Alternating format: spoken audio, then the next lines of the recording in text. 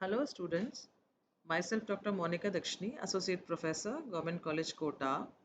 Students, previous lecture में हमने आपको पायरॉल के इलेक्ट्रोफिलिक सब्स्टिट्यूशन रिएक्शंस के बारे में बताया था। आज हम फ्यूरेन की इलेक्ट्रोफिलिक सब्स्टिट्यूशन रिएक्शंस डिस्कस करेंगे। पायरॉल की तरह से ही फ्यूरेन भी जो है उसमें 2 सब्स्टिट्यूटेड प्रोडक्ट्स हमें प्राप्त होते हैं।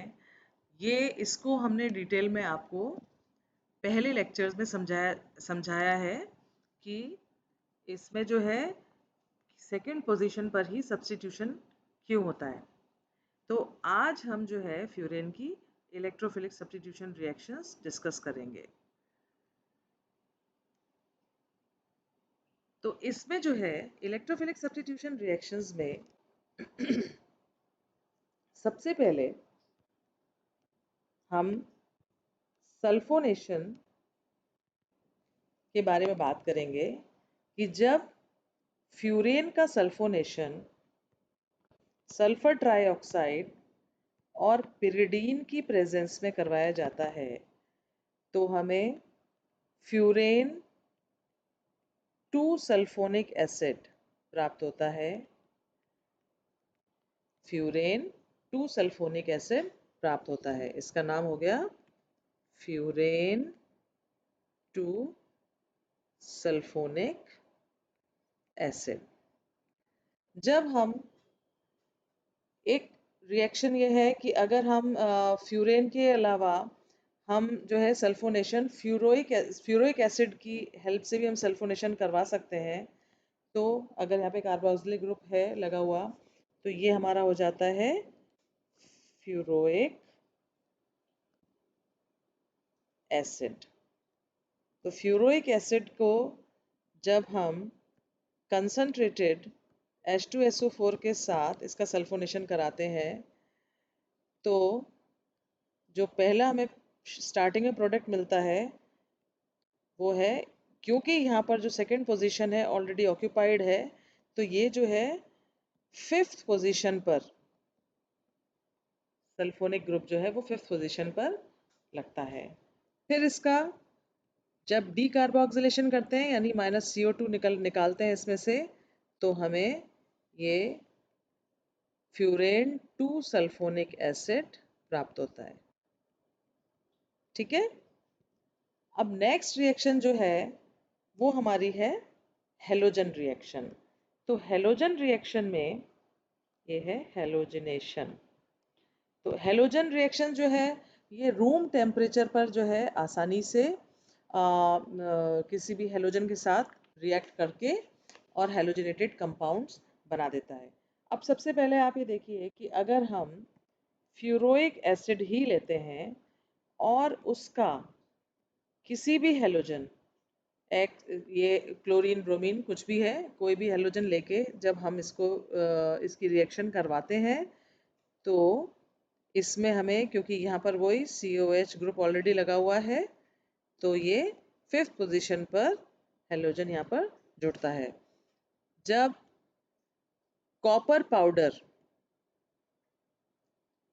और क्विनोलीन की प्रेजेंस में जब हम इसको रिएक्ट कराते हैं तो CO2 इसमें से निकल जाती है, CO2 निकल जाती है और ये हमें 2 सब्स्टिट्यूटेड प्रोडक्ट जो है हेलोजिनेशन प्रोडक्ट हमें प्राप्त होता है। अब हेलोजिनेशन को ही अगर हम फ्यूरेन की प्रेजेंस में इसका हेलोजिनेशन करते हैं, फ्यूरेन का जब हम हेलोजिनेशन करते हैं तो HgCl2 की प्रेजेंस में और CH3COONA सोडियम एसीटेट के साथ जब हम इसको रिएक्ट करवाते हैं तो ये हमें 2 क्लोरो मर्क्यूरो फ्यूरेन प्राप्त होता है। ये देखिए आप, ये इस सेकंड पोजीशन पर HgCl लगा तो इसका नाम क्या है, इसको हम कहते हैं 2 क्लोरो मर्क्यूरो फ्यूरेन। ठीक है।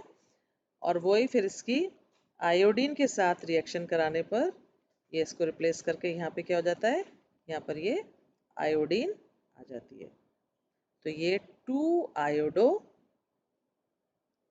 फ्यूरेन हमें प्राप्त होता है। ठीक है, अब इसके बाद जो है नेक्स्ट रिएक्शन फ्यूरेन की जो है, अगर हम फ्यूरेन का क्लोरीनेशन कराते हैं 413 केल्विन पर, तो हमें ये वही 2 सब्स्टिट्यूटेड सेकंड पोजीशन पर सब्स्टिट्यूशन हमें यहाँ पे दिखाई देता है। तो इसमें जो है एक तो आपका 2 क्लोरो फ्यूरेन आपको प्राप्त होता है और एक इसमें जो है प्रोडक्ट आपको मिलता है 2,5 डाइक्लोरो प्रोडक्ट भी हमें इसमें प्राप्त होता है। इसी प्रकार ब्रोमिनेशन अगर हम करवाते हैं फ्यूरेन का, ये हो गया Br2, और ब्रोमिनेशन करवाते हैं 273 केल्विन पर, और डाईऑक्सेन की प्रेजेंस में, इसमें हम क्या लेते हैं, ये डाईऑक्सेन की प्रेजेंस में जब इसका ब्रोमिनेशन कराते हैं तो हमें ये 2 सब्स्टिट्यूटेड प्रोडक्ट हमें प्राप्त होता है, यानी 2 ब्रोमो फ्यूरेन हमें प्राप्त होता है।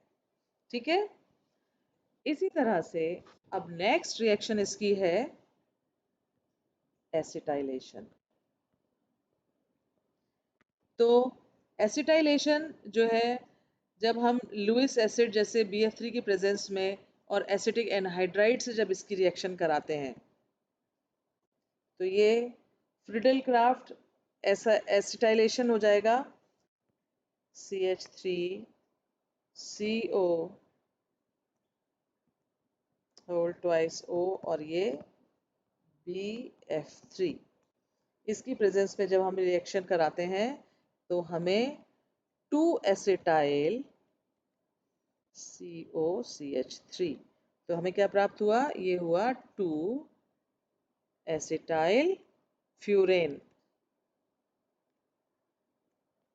ठीक है, एसिटाइलेशन के बाद नेक्स्ट रिएक्शन देखिए, नेक्स्ट रिएक्शन है फॉर्माइलेशन। फॉर्माइलेशन, फॉर्माइलेशन में आप गैटरमैन रिएक्शन किसकी प्रेजेंस में होता है, HCN HCl की प्रेजेंस में, इसमें हम एनहाइड्रस ZnCl2 लेते हैं, एनहाइड्रस ZnCl2 लेते हैं, और फिर इसका वाटर मॉलिक्यूल की प्रेजेंस में इसको रिएक्शन कराते हैं, तो हमें जो प्रोडक्ट प्राप्त होता है वो है फ्यूरेन 2 एल्डिहाइड। ठीक है, इसका नाम है फ्यूरेन 2 एल्डिहाइड, या हम इसको फरफ्यूरल भी कहते हैं। तो इन सब रिएक्शंस में आप एक कॉमन चीज देख रहे हैं कि जो हमारे प्रोडक्ट्स हमें जो मिल रहे हैं, वो सब्स्टिट्यूशन जो हो रहा है वो सेकंड पोजीशन पर ही सब्स्टिट्यूशन हो रहा है, और इसे हमें अब यहाँ पर आपको बताने की ज़रूरत इसलिए नहीं है क्योंकि ये जानकारी हासिल करने के लिए आप मेरे प्रीवियस लेक्चर्स देख सकते हैं, उसमें क्लियरली आपको ये समझाया गया है कि सब्स्टिट्यूशन सेकंड पोजीशन पर क्यों होता है, और अगर सेकंड पोजीशन ऑक्यूपाइड होती है तब सब्स्टिट्यूशन जो है वो पहले 2 और 5th पर होगा, फिर उसके बाद जो है वो थर्ड और फोर्थ, अगर ये दोनों पोजीशंस ऑक्यूपाइड होंगी तो थर्ड और फोर्थ पोजीशन पर सब्स्टिट्यूशन होगा। इसके बाद नेक्स्ट रिएक्शन जो है वो है मर्क्यूरेशन। तो मर्क्यूरेशन में क्या है, मर्क्यूरेशन आपका पहले भी बताया था, HgCl2 और CH3COONA, ऊपर भी ये रिएक्शन बताई गई है, तो ये मर्क्यूरेशन इसका हो जाता है, ये हुआ 2 क्लोरो मर्क्यूरोफ्यूरेन बनता है HgCl, और जब इसका हेलोजिनेशन कराते हैं, ब्रोमीन ले लीजिए या आयोडीन ले लीजिए, तो ये हमें 2 हेलो कंपाउंड्स हमें प्राप्त होते हैं। ये यहाँ पे ब्रोमीन भी हो सकता है या आयोडीन, जो भी आप लेते हैं। फिर अगर इसका ये 2-क्लोरोमर्क्यूरोफ्यूरेन जो है इसका इसकी एसिड हैलाइड के साथ रिएक्शन कराने पर ये है RCOCl, इसके साथ रिएक्शन कराने पर 2 एसाइल डेरिवेटिव हमें प्राप्त होते हैं। ये हुआ COR, ठीक है, 2 एसिटाइल डेरिवेटिव हमें प्राप्त होते हैं। नेक्स्ट रिएक्शन इसकी है गॉम्बर्ग रिएक्शन। गॉम्बर्ग रिएक्शन जो है इसमें है कि बेस की प्रेजेंस में एराइल डाइएजोनियम क्लोराइड से जब हम इसकी अभिक्रिया कराते हैं तो हमें 2 एराइल डेरिवेटिव प्राप्त होता है। तो बेसिक मीडियम में ArN2Cl ये NaOH की उपस्थिति में जब हम कराते हैं तो हमें 2 एराइल डेरिवेटिव प्राप्त होता है, प्लस N2 निकलती है और HCl निकलता है, ठीक है। अब नेक्स्ट रिएक्शन है एल्काइल या एराइल लिथियम के साथ रिएक्शन कराने पर हमें 2 लिथियम डेरिवेटिव प्राप्त होता है। तो ये आप देखिए इसकी रिएक्शन जब C4H9Li इससे करवाते हैं तो ये हमें सेकंड पोजीशन पर ये लिथियम 2 लिथियम फ्यूरेन हमें प्राप्त होता है। इसका नाम हो गया इसका 2 लिथियम फ्यूरेन, ठीक है। अब इसको एल्काइल हैलाइड की प्रेजेंस में जब आप इसकी रिएक्शन कराते हैं तो हमें इसका एल्काइल डेरिवेटिव प्राप्त होता है। इसी तरह से जब इस कंपाउंड की आप कार्बन डाइऑक्साइड की उपस्थिति में इसकी रिएक्शन कराते हैं तो फ्यूरोइक एसिड प्राप्त होता है।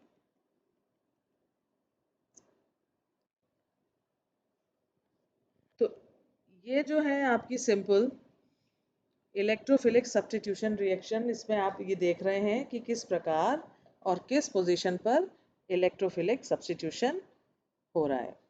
अब नेक्स्ट रिएक्शन जो है ये फ्यूरेन है, इस फ्यूरेन से फ्यूरोइक एसिड कैसे बनता है। तो हम इसको जो है इसके लिए हम फरफ्यूरल की सहायता से फ्यूरोइक एसिड बना सकते हैं। कैसे? हमने फरफ्यूरल लिया और इसमें हम क्यूप्रस ऑक्साइड ले सकते हैं और ये Ag2O लिया और इसमें इसकी एक्वस NaOH की प्रेजेंस में जब अभिक्रिया करवाते हैं और ये आपका हाइड्रोनियम आयन, तो हमें फ्यूरोइक एसिड प्राप्त होता है। अब नेक्स्ट रिएक्शन जो आपकी है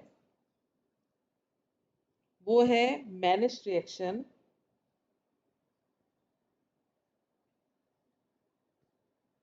ये है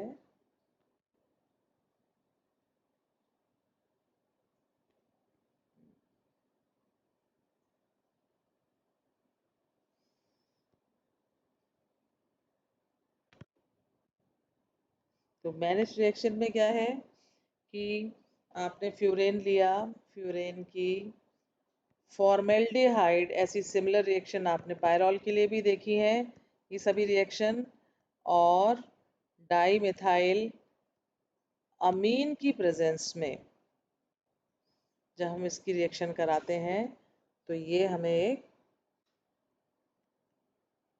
O CH2N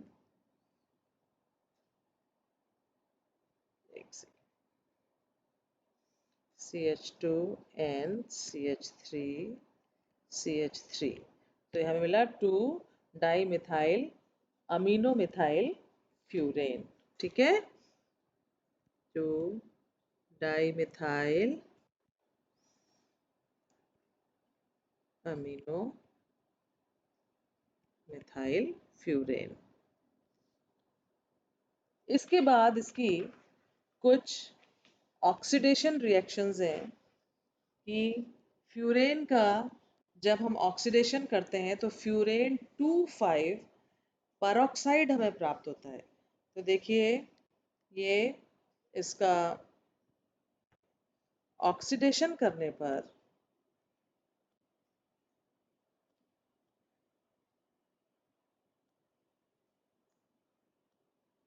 ये हमें फ्यूरेन 2,5 परऑक्साइड हमें प्राप्त होता है, जिसकी हाइड्रोजन के साथ अभिक्रिया कराने पर ये क्या देता है, सक्सीनेल्डिहाइड देता है, CH2 CH2 CHO CHO। इसके बाद नेक्स्ट रिएक्शन है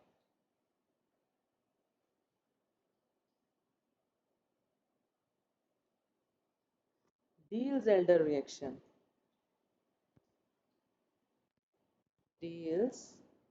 Diels-Alder रिएक्शन, Diels-Alder रिएक्शन में क्या होता है कि इसमें फ्यूरेन जो है एक डाइन की भांति व्यवहार करता है और ये मैलिक एनहाइड्राइड के साथ 1,4 एडक्ट बनाता है।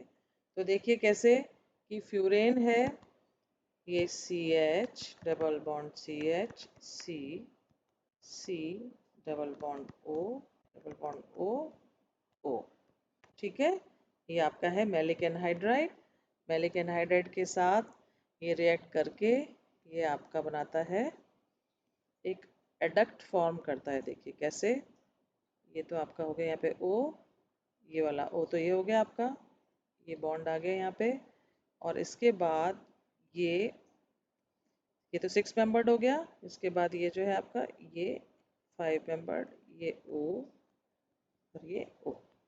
तो ये आपका एक यहाँ पे एडक्ट फॉर्म होता है जो कि HBr और वाटर मॉलिक्यूल की प्रेजेंस में थैलिक एनहाइड्राइड में कन्वर्ट हो जाता है। ये देखिए ये आपका हो गया, इसको इस तरह से लीजिए, ऐसे लिखने के बाद ये आपका O डबल बॉन्ड O, एक बॉन्ड आपका यहाँ पर हो गया, ये और ये। ठीक है, तो ये आपका थैलिक एनहाइड्राइड बन गया। अब इसके बाद acetic acid reaction of furan with acetic acid. तो एसिटिक एसिड के साथ ये दीजिए, यहाँ पे ये एसिटिक एसिड हो गया CH3COOH और ब्रोमीन और सोडियम एसिटेट CH3COONA के साथ ये रिएक्ट करके 2,5 डाई एसिटॉक्सी, ये देखिए 2,5 डाई एसिटॉक्सी 2,5 डाई हाइड्रो फ्यूरेन बनता है। देखिए ये हो गया आपका COO CH3 और ये COO CH3। ठीक है, तो ये आपका 2,5 सेकेंड और फिफ्थ पोजीशन पे ये एसिटॉक्सी ग्रुप डाई एसिटॉक्सी, और यहाँ पर ये जो है ये हाइड्रोजन्स, तो ये सेकेंड और फिफ्थ पोजीशन पे 2,5 डाई हाइड्रो फ्यूरेन, तो इसका नाम हो गया 2,5 डाई एसिटॉक्सी 2,5 डाई हाइड्रो फ्यूरेन हमें प्राप्त होता है, जो कि जिसका कि डिस्टिलेशन करने के बाद हमें 2 एसिटॉक्सी फ्यूरेन प्राप्त हो जाता है। ये हो गया COOCH3, ठीक है, 2-एसिटॉक्सी फ्यूरेन प्राप्त होता है। अब हम आते हैं फ्यूरेन की रिडक्शन रिएक्शंस पर। तो फ्यूरेन का जो है, जब हम इसको निकेल या पैलेडियम और पैलेडियम ऑक्साइड की प्रेजेंस में जब हम इसका रिडक्शन करते हैं तो हमें मिलता है THF, टेट्राहाइड्रोफ्यूरेन। इसका नाम है टेट्राहाइड्रोफ्यूरेन, ठीक है। इसी तरह से टेट्राहाइड्रोफ्यूरेन जो है वो अमोनिया और हाइड्रोक्लोरिक एसिड के साथ अभिक्रिया करने पर पायरोलिडीन और टेट्रामिथिलीन क्लोरोहाइड्रिन बनाता है। तो कैसे कि ये जो आपका टेट्राहाइड्रोफ्यूरेन बना, तो इस टेट्राहाइड्रोफ्यूरेन को की एक तो देखिए अमोनिया के साथ रिएक्शन करने पर ये बनता है अपना NH, ये प्राप्त होता है। तो इसका नाम ये हो गया पायरोलिडीन। और HCl के साथ रिएक्शन करने पर ये रिंग जो है वो खुल जाती है और क्या बनता है, ये देखिए CH2CH2CH2CH2Cl, ठीक है। तो ये बना टेट्रामिथिलीन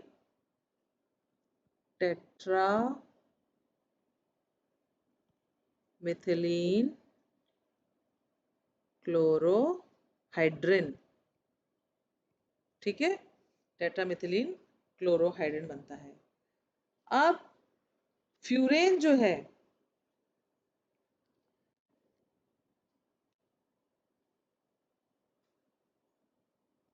P4S7 के साथ जब हम इसको रिएक्ट कराते हैं तो हमें इससे डायरेक्ट थायोफीन भी प्राप्त हो जाता है P4S7 की प्रेजेंस में।